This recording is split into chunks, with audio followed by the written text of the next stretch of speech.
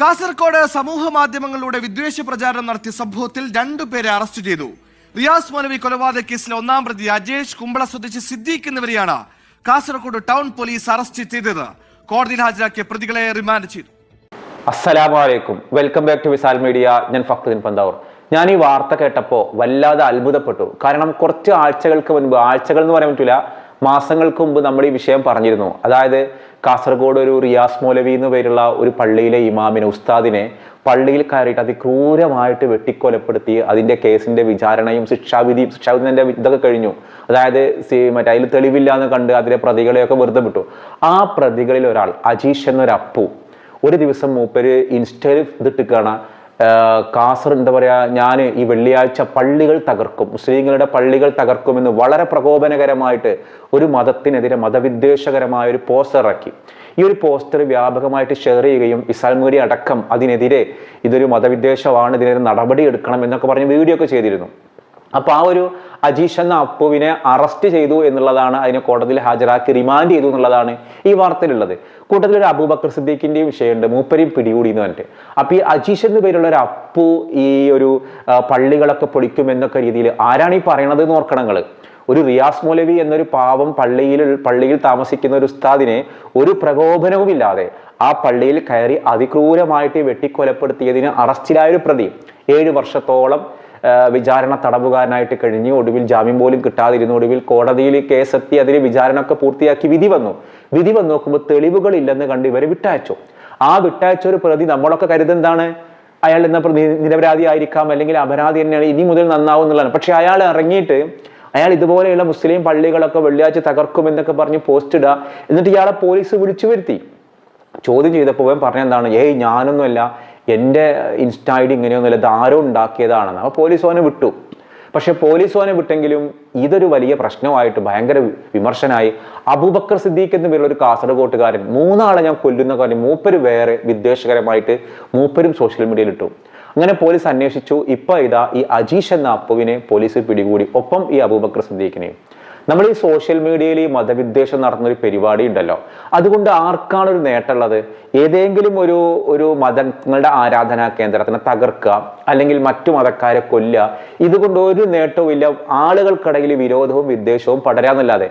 ഇപ്പൊ ഇതാ ഈ അജീഷ് എന്ന അപ്പുവിനെ പിടിക്കാൻ ഈ അബൂബക്കർ സിദ്ദീഖ് എന്ന ഒരാളെ ഇത്തരത്തിൽ വിദ്വേഷ കമന്റ് ഇടേണ്ടി വന്നു എന്നുള്ളതാണ് ഏറ്റവും സങ്കടകരം. ഏതായാലും നമ്മളൊരു മതവിശ്വാസിയാണോ, മറ്റൊരു മതക്കാരനോട് സ്നേഹവും സന്തോഷവും സൗഹാർദ്ദവും സൂക്ഷിക്കുക എന്നുള്ളതാണ്. പിന്നെ സോഷ്യൽ മീഡിയയിൽ വിദ്വേഷങ്ങൾ പറഞ്ഞു പരത്തിയിട്ട് ഒരു നേട്ടവും ഇല്ല, കോട്ട എന്നല്ലാതെ. ഇത് ഞാൻ പറയാൻ കാരണമുണ്ട്.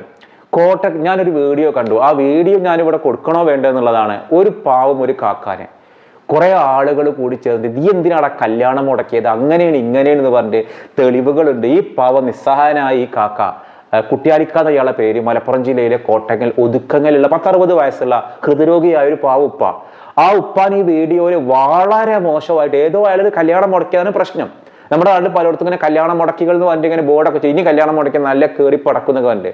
കല്യാണം മുടക്കാൻ മാത്രം സ്വഭാവം മോശമായ ആൾക്കാരാവും, നല്ലൊരു മനുഷ്യനെ കല്യാണം മുടക്കുമോ, സാധ്യത കുറവാ.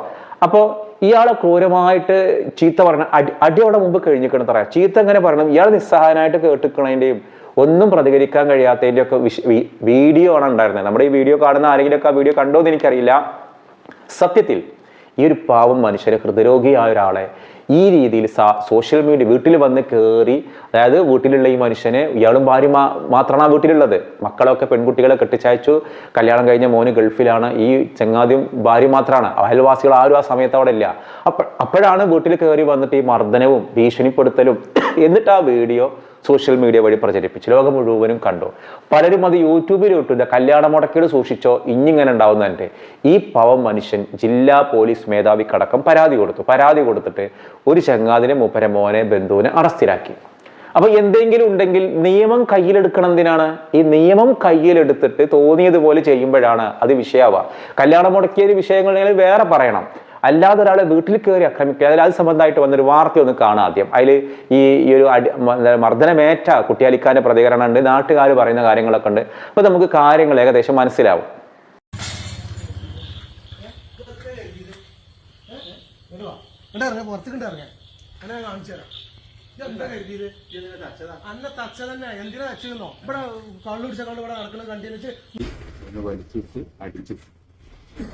അടിച്ചെന്നെ വഴിയിലോട്ട് പിടിച്ചു കൊണ്ടുവന്നു. അപ്പോൾ എൻ്റെ ഭാര്യ വീട്ടിൽ നിന്ന് സൗണ്ട് കേട്ടിട്ട് പുറത്തിറങ്ങിയതാണ്. ആരോ പിടിച്ച് ഭാര്യയെ പിടിച്ച് അകത്തോട്ട് തള്ളി വിട്ടു. അപ്പോഴും ഇവിടെ അടി നടന്നുകൊണ്ടിരിക്കുകയായിരുന്നു. ഇത് സംഗതി എന്താണെന്ന് കല്യാണം മുടക്കിയെന്ന് അവർ പറയുന്നത്. ഒരു പെൺകുട്ടിയുടെ കാര്യമാണ്, അതുകൊണ്ട് നിങ്ങൾ എല്ലാ കാര്യം ശരിക്കും പറയണം, തുറന്ന് പറയണമെന്ന് പറഞ്ഞിട്ട് എൻ്റെ അടുത്ത് ഒരാൾ വന്ന് ചോദിച്ചു. അതിൽ എനിക്കുണ്ട് പെൺമക്കൾ. എനിക്ക് ഒരു പെണ്ണിൻ്റെ കാര്യമല്ലേ, അപ്പോൾ എനിക്ക് പറയുന്ന കാര്യങ്ങൾ ഇന്ന കാര്യങ്ങളാണെന്ന് ഞാൻ അവരോട് പറഞ്ഞു കൊടുത്തു. ഈ കൊച്ചിനെ പറ്റുമെന്ന് ഞാൻ ഒരു അഭിപ്രായം പറഞ്ഞിട്ടില്ല. ചെറുപ്പം വെച്ച് നമുക്കറിയുന്ന ഞങ്ങൾ തറവാട് ഇതായിരുന്നു. അപ്പോൾ ഞാൻ ജനിച്ച കൊണ്ടും പറഞ്ഞ കൊണ്ടൊക്കെ ഇങ്ങനത്തെ ഒരു സിറ്റുവേഷനിൽ ഇയാളെ കാണാൻ ഒരിക്കലും പറ്റില്ല. കാരണം നമ്മൾ തന്നെ ഇത് കേട്ടപ്പോൾ ഭയങ്കര പ്രയാസമായി. കാരണം അതുണ്ടല്ലോ ഓരോരുത്തരെ പറ്റിയൊരു നിഗമനം ഉണ്ടല്ലോ, അതൊരിക്കലും നമ്മളെ മനസ്സിലാണ്ട് ഉൾക്കൊള്ളാൻ പറ്റുന്നില്ല. ഒരു നാട്ടിലുള്ള ഒരാൾക്ക് ഒരു നാട്ടിലെന്തെങ്കിലും പ്രശ്നം വന്നാൽ അത് നമ്മൾ പരസ്പരം നാട്ടുകാരുണ്ടാവുമല്ലോ, അവരുടെ കൂടി അരച്ചിട്ട് തെറ്റുണ്ടെങ്കിൽ നമ്മൾ ചെയ്യണം. അത് നിയമം കയ്യിലെടുത്ത് ഒരു വീട്ടിലൊക്കെ കയറി കണ്ടില്ലേ, ഇങ്ങനെ ചെയ്യാന്ന് പറഞ്ഞാൽ ഭയങ്കര ഒരു ഇതാണ്. കാരണം നാട്ടിൽ നമുക്ക് എല്ലാവർക്കും ജീവിക്കണ്ടേ. ഒരു സെക്കൻഡ് കൊണ്ട് ലോകം മുഴുവൻ പടർന്നു. ഇതെങ്ങനെ തിരിച്ചു കൊടുക്കാൻ പറ്റും? അവർക്കും ഇല്ല. ഇപ്പം ഇവർ പറഞ്ഞമാർക്ക് അവർക്കും ഇല്ല, കുടുംബം കൂട്ടും മറ്റും പോയി കെട്ടിച്ചവരും കെട്ടിയവരൊക്കെ അല്ലേ.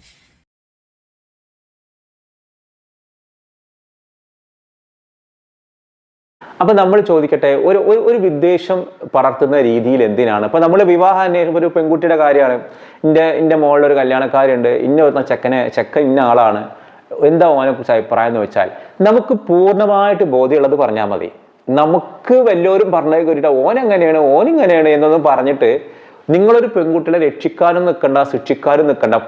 പലപ്പോഴും നമ്മൾ വിചാരിക്കണ പോലെയുള്ള ആളുകൾ ഉണ്ടാവുക. ഫുള്ളായിട്ട് നിസ്കാരം നോക്കുമ്പോൾ ഒരു നല്ല മനുഷ്യനാണെന്ന് കരുതിയിട്ട് ഓനെ കെട്ടിച്ചാൽ കല്യാണക്കാർ ശരിയാവോ? ഒരിക്കലും ഇല്ല. നിസ്കാരം നോമ്പ് പള്ളിക്കൽ ഇമാമത്തിന് പറഞ്ഞേക്കണമല്ല, രണ്ടാള് തമ്മിൽ ജീവിക്കാൻ പറഞ്ഞേക്കനാണ്. അപ്പൊ ജീവിക്കാൻ പറഞ്ഞേക്കുമ്പോൾ നിസ്കാരം നോമ്പും സക്കാത്തൊക്കെ ഉണ്ട് എന്ന് കരുതിയിട്ട് ഓനൊക്കെ നല്ല മനുഷ്യനും അത്യാവശ്യം ചുറ്റിക്കളി ഉണ്ട് എന്ന് കരുതിയിട്ട് ഓനൊരു ആളുടെ കൂടെ ജീവിക്കാൻ കൊള്ളാത്ത ആളും എന്നൊന്നും കരുതണ്ട.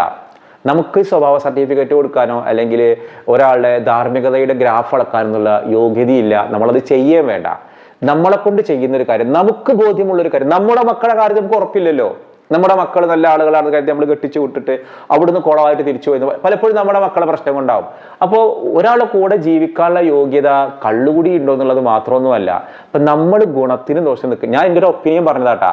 പരമാവധി നമ്മൾ ഇത്തരം കാര്യങ്ങൾ വിട്ടുനിൽക്കുക. നമ്മളെ കൊണ്ട് വെച്ചാൽ എനിക്ക് പൂർണ്ണമായിട്ട് അറിയില്ല, നിങ്ങൾ അവൻ്റെ കൂടെ നടക്കുന്ന ആൾ, അവൻ്റെ പ്രായക്കാരൊക്കെ അന്വേഷിക്കും. ഞാനും അവൻ്റെ ഉപ്പാൻ്റെ ഒരു പ്രായമല്ലേ.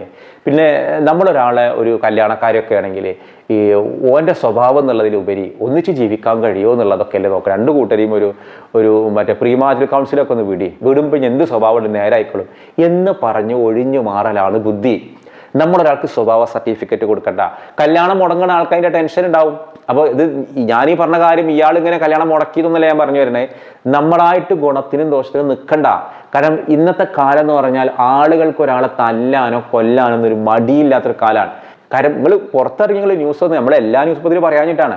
അപ്പോൾ നമ്മളായിട്ട് ഒരു ഗുണത്തിനോ ദോഷത്തിനോ നിൽക്കണ്ട, സൈലന്റ് ആവുക. ഒരാളുടെ സ്വഭാവ സർട്ടിഫിക്കറ്റ് കൊടുക്കാനുള്ള ഏജൻസിനെ പിടിച്ച് നമ്മളാക്കിയിട്ടില്ല പടച്ചോൻ. ഒരാളെ കല്യാണം, ഒരു പെണ്ണിൻ്റെ കല്യാണം, നമുക്കും പെൺകുട്ടികളുണ്ടല്ലോ, നമ്മുടെ പെൺകുട്ടികളുടെ കാര്യത്തിൽ ഇങ്ങനെ വന്നിക്കുകയാണെങ്കിൽ മക്കൾ എത്ര നിസ്കരിച്ചാലും നോമ്പ് നോക്കിയാലും വേറൊരാളുടെ കൂടെ ജീവിക്കുമ്പോഴുള്ള പ്രശ്നം ഈ നിസ്കാരം നോമ്പൊന്നുമല്ല. അതൊക്കെ ഒരാളെ ബാഹ്യമായ സ്വഭാവമാണ്. ആന്തരിക സ്വഭാവം എന്നുള്ളത് ഒരാളെ കൂടെ ജീവിക്കുമ്പോഴേ അറിയുള്ളൂ.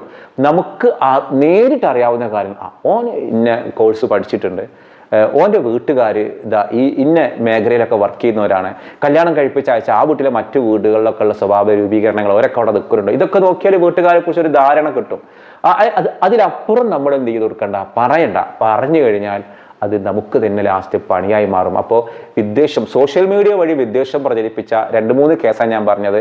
ഈ ഒരു മതത്തിനെതിരെ വിദ്വേഷം പ്രചരിപ്പിച്ച അജീഷ് എന്നൊരു അപ്പു അതിലൊരു നിയമവും നീതിയും കിട്ടുന്നില്ല എന്നുള്ള പ്രകോപിതനായിട്ട് 3 ആളെ കൊല്ലുന്നൊക്കെ പറഞ്ഞിട്ട ഒരു അബൂബക്കർ സിദ്ദീഖ്, അതേപോലെ ഒരു പ്രായമുള്ള ഒരു ഹൃദ്രോഗിയായ ഒരു വീട്ടിൽ കയറി മർദ്ദിച്ചതിന് വേറൊരു ഉപ്പയും മകനും ബന്ധുവും ഇതൊക്കെ അറസ്റ്റിലായി എന്നുള്ളതാണ്. ഇതൊക്കെ സോഷ്യൽ മീഡിയ കൊണ്ടുണ്ടാവുന്ന പ്രശ്നങ്ങളാണ്. ഒന്ന് മതവിരുദ്ധമാണെങ്കിൽ, മതവിദ്വേഷമാണെങ്കിൽ ഇത് വ്യക്തിപരമായ ഇതാണ്. അപ്പോൾ കല്യാണം മുടക്കാനും നിൽക്കണ്ട, നമ്മളായിട്ട് പരസ്പരം ബന്ധം പോകും കല്യാണം ഉണ്ടാക്കിയാൽ തന്നെ. ഇപ്പം നമുക്കൊക്കെ അനുഭവം ഉണ്ട്. നമ്മളൊക്കെ ഒരാൾക്ക് കല്യാണം ഉണ്ടാക്കി കൊടുത്തിട്ട് ഇന്നും എനിക്ക് എന്നെ കാണാൻ ദേഷ്യമാണ്. നമുക്കിപ്പോൾ ഒരാളെ ഉള്ളിൽ ചകഞ്ഞു നോക്കാൻ പറ്റുമോ? ഒരാളിപ്പോൾ നമ്മളിപ്പോൾ ഒരാളെ കൂടെ പെരുമാറാന്നുള്ളതാണ് ലൈഫിലുള്ളത്. അപ്പോൾ വളരെ ശ്രദ്ധിക്കേണ്ട കാര്യമാണ് ഈ കല്യാണം മുടക്കൽ. പലയിടത്തും ബോർഡ് കാണാം, കല്യാണം മുടക്കൽ ഞങ്ങൾ അങ്ങനെ ആക്കും ഇങ്ങനെ ആക്കുന്ന പറഞ്ഞിട്ട് പറച്ചിലുണ്ടോ. കാരണം അത്രയും ദുരിതം. ആ സ്വഭാവത്തിലായിരിക്കും ചെക്കന്മാരുണ്ടാവേ. ഒരു നിലക്കും നേരം പുലർന്നിട്ട് ഉച്ചവരെ കിടന്നുറങ്ങുക, വൈകുന്നേരം ഫുള്ള് ടർഫും കളിയും തോന്നിയ പോലെ നടക്കലും. അപ്പം പിന്നെ പറഞ്ഞു കൊടുക്കാം ഓനെന്തെങ്കിലും നടക്കുന്നുണ്ടെന്ന് പറയും. ഭയങ്കര ആള് താമരപ്പൂ പോലത്തെ ചെക്കനാ, ഫുള്ള് വെള്ളത്തിലാന്നൊക്കെ പറഞ്ഞാൽ തീർന്നില്ലേ കഥ. അപ്പോൾ ഇത്തരം കാര്യങ്ങളിലൊക്കെ ഒരു സൂക്ഷ്മത നല്ലതാണെന്നുള്ളതാണ് എനിക്ക് തോന്നിയിട്ടുള്ളത്. ഇനി പ്രേക്ഷകർക്ക് എന്താണെങ്കിലും അഭിപ്രായങ്ങൾ കമന്റ് ചെയ്യാം. അബിൻഷാദ് നമ്മൾ ഇന്ന് ചോദിക്കുന്ന ഒരു ചോദ്യം, നമ്മുടെ നാട്ടിലെ മുഹറം 1 എന്നാണ് ഖാദിമാർ പ്രഖ്യാപിച്ചത് എന്നുള്ളതാണ് ചോദ്യം. ഉത്തരം നിങ്ങൾ കമന്റ് ചെയ്യണം. മറ്റൊരു ദിവസം മറ്റൊരു വീഡിയോയുമായി വീണ്ടും കാണാം. അസ്സലാമു അലൈക്കും.